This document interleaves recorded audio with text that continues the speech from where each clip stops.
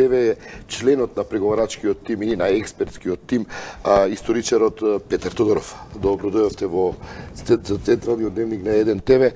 Што е ново во оваа рунда разговори која се одржа вчера и денеска во Скопје? Добро вечер, да. Значи, како што се спомна во прилогот, вчера и денеска беше четвртата средба во заедничката комисија. Но она што е ново е тоа што да имаме усогласеност во однос на Свети Наум, Свети Климент и на цар Самуил и усогласеност и препорака до владите на двете држави за заедничко учествување на овие три личности. Ваша работа како експерти е да дадете препораки до владите. Токму така, наша работа е да дадеме препораки до владите, а на владите да одлучат постапат токму така. Да. Значи не е наша одлука да Вашиот предлог е да се слават заедно Нашиот предлог е да се слават при јубилејни, при значајни датуми. А дали при тоа имате некаков договор како тие личности ќе бидат третирани во историските читанки? Историските читанки исто така се предмет на комисија. Значи, оваа комисија има два аспекти во нејзината работа. Едниот аспект е ова заедничкото чествување на одредени историски личности и настани, при што фокусот наш е на историски личности и настани кои се извор на конфликт, историографско-политички конфликт меѓу двете држави кои пречат на развојот на добрите односи меѓу двете држави. И ние имаме намера како да најдеме решение, како овие личности и настани не бидат пречка за развојот на добрите односи и како тие да не ни пречат на воопшто и на развојот на нашите општества. Вториот аспект е аспектот од учебниците. Ние ќе ги анализираме учебниците, до сега имаме разменено забелешки во однос на учебниците за 5 и 6 клас според бугарскиот систем и 6 и 7 делење според македонскиот образовен систем. Ние имаме задача да дадеме препораки. Ние не сме комисија за цензура, ние не сме комисија за верификување на факти, туку даваме препораки како, во која насока учениците да не предизвикуваат конфликти, да не се држат навредливи термини, туку едноставно да имаат почити кон другите. Кога велите навредливи термини, на што мислите?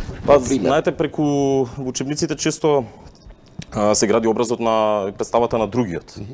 Во случајов, конкретно за комисијава, тоа е важно за представата на македонците и представата на бугарите во учебниците.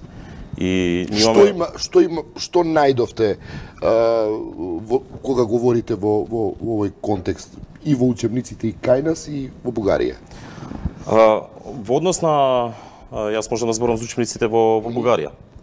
Значи, во однос на учебниците во Бугарија има неколку работи кои и пречат на тимот на македонската комисија и во однос на тоа како се представени македонците и како се представени одредени настани и личности, особено настана што ни пречи веќе што беше укажано во медиумите, е тоа што во учебниците се праќа една порака за неослободени бугарски територии, мислејќи тука на Македонија, но не само Македонија, ви спомнали за делови од Република Србија и Грција.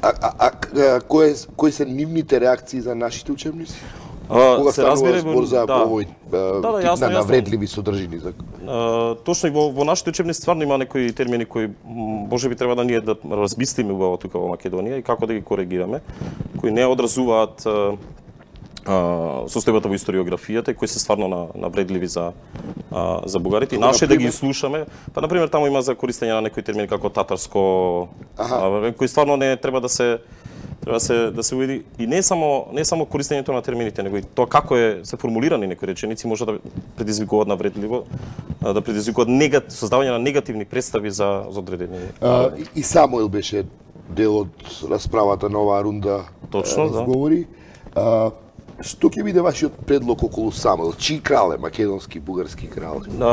Прво, често пати во медиумите се имаше и такви коментари дека комисијата ќе разговори, ќе реши кому ќе му припадне. Цар Самуил припада, дури имаше и изјави чиф е цар Самуил. Сега ќе се нашегувам од Самуил припаѓа на татко мајком. Тие прашања, дајте ми звучат како она во Ливско ќе влезете, па чиф си ти, внучко, чиф си ти сине. Треба да бидеме озбилни во оваа работа. Значи, Самуил припаѓа на историјата. Не можеме Самуил да го национализираме или да му дадеме етнички карактер, онако како што ние денеска споделуваме. Поради тоа, многу е глупаво, по мене, да цар Самуил и различните толкувања за цар Самуил бидат пречка за развојот на добрите односи. Да мртвите луѓе од пред 1000 години им пречат на денешните живи луѓе и на нивната на прогресот на нивните развој на нивните општества. Од тука формулацијата за Самуил и мој лично убедување дека треба да покажеме како Самуил суштост може да биде личност кој ќе ги поврзе двата народи. Наместо да биде тој извор на еден глупав, по мене глупав, наискрено глупав и бизарен конфликт, да се расправаме за припадност на некој си цар кој живеел преди 1000 години, при што нема некој си големо значење во развојот на културата, јас кажам, освен за политичката историја. Пред крајот од овој разговор, со оглед на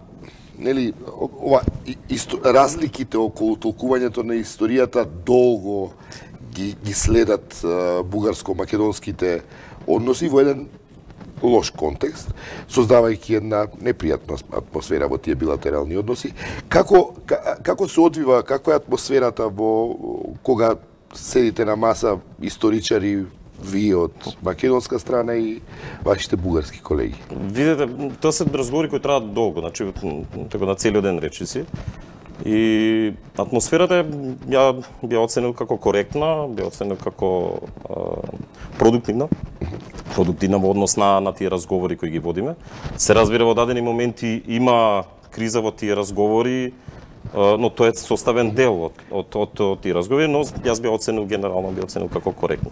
Кога е следната рунда и со што продолжуваат? Кои се теми? Па ние разговаравме за тоа за следната рунда. Најверојатно тоа ќе биде, се уште немаме точен датум, затоа не би спекулирате, останаат некои две опции. Во наредниот период ќе ги утврдиме точните датуми.